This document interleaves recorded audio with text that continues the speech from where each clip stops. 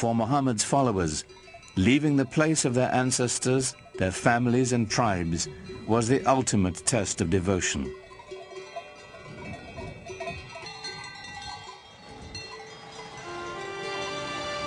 In doing so, they began a new community, a new tribe.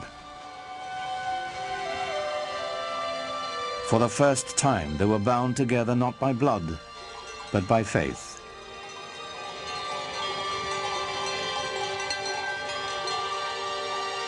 In the course of a single caravan journey, Islam marks its true beginnings.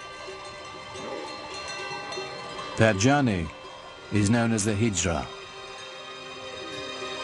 622 in the Christian calendar marks the Muslim year 1.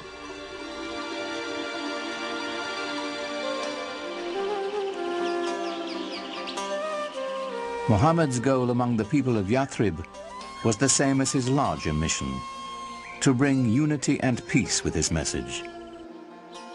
He was asked to be a Solomonic figure, to mediate tensions between tribes that seemed intractable. As his work succeeded, the town would become known as the City of the Prophet, Medina. Muhammad's great task in Medina was to try and bring together these various groups and to try and forge a community of believers in a way that would bring people together in a sort of harmony. To the divided clans of Medina, Muhammad offered a vision of solidarity. But even as he spread the word of Islam, he didn't challenge the beliefs of other faiths. Islam sees itself in relationship to the earlier revealed religions of Judaism and Christianity and treats them as people of the book. It believes that God had revealed himself, his word, to mankind many times, to Moses, to Jesus, for example, but each time people went astray.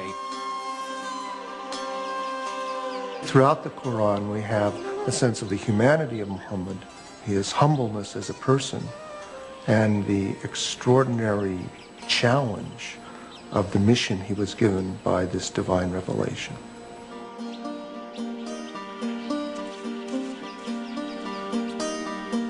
As the Muslim community grew in Medina, a life of simple devotion and ritual developed.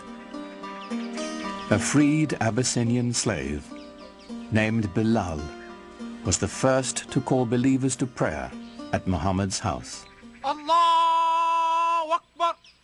Allahu Akbar! It was the first mosque. Allahu Akbar!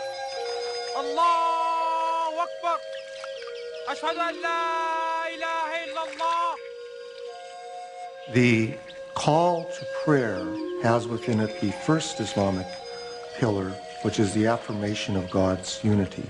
La ilaha illallah, that beautiful phrase which many Muslims chant over and over in their mind or vocally to constantly remind themselves of the unity of God and the unity of what we should focus on in our life.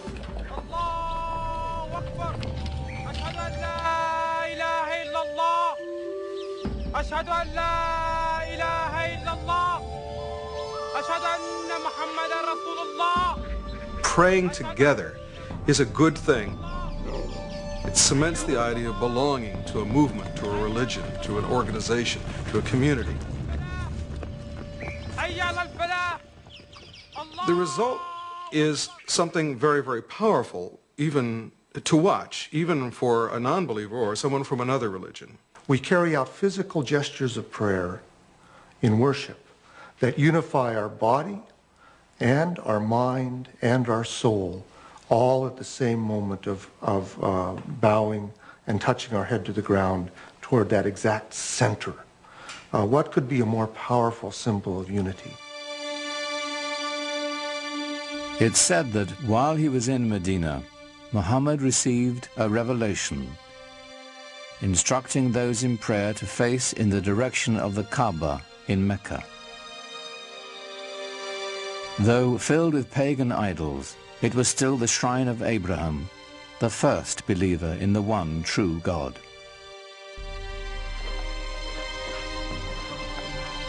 But even as the Muslims were praying toward Mecca, their enemies there were rallying in force. Their goal, to wipe out the Muslims.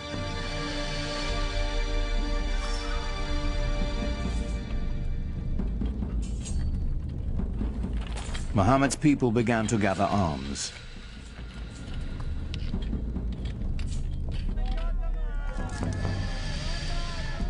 Though the Muslims prepared as best they could, they were outnumbered and outmatched. They mustered a force of only 313, mostly old men and boys, with few weapons. While the approaching Meccans were heavily armed and 1,000 strong.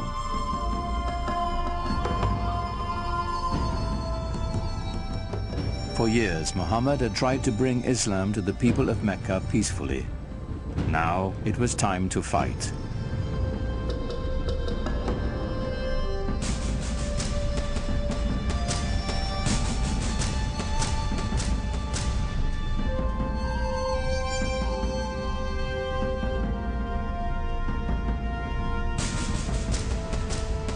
The Muslims faced their own tribes, brother fighting brother, son against father. Yet they came armed with a powerful weapon, a passionate belief in their faith. Muhammad's troops fought with every confidence that God's will was guiding them.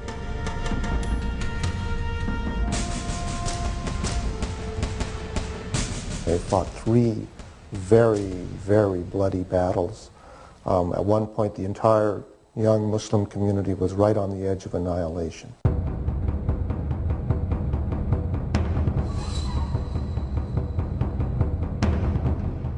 For 3 years, the Muslim army held out against staggering odds.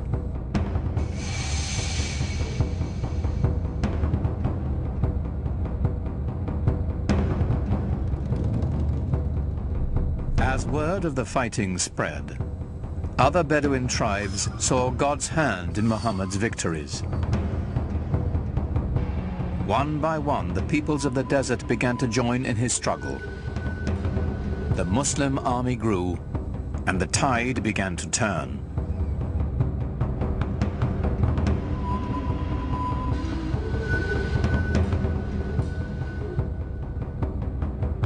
The Muslim forces advanced to the outskirts of Mecca. It was a furious siege that lasted for nearly a month. Until, finally, the city fell to Muhammad.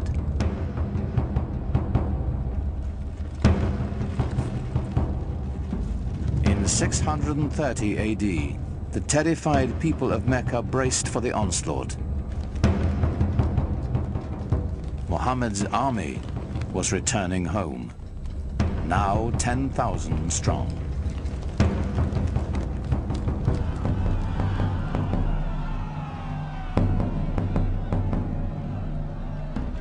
The vanquished knew the terrible fate that awaited them.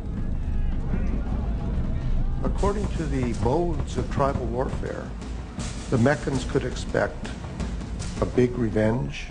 The men are usually killed, women and children are sold into slavery. There's little pity for the loser in a tribal war. Of course, that's standard around the world.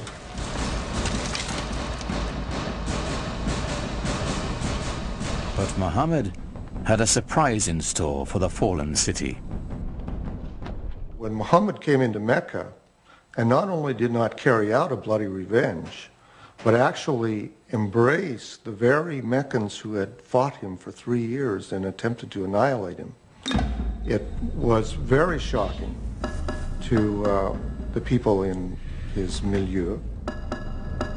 So within the very founding of a religion, one finds episodes of great generosity, often extraordinary.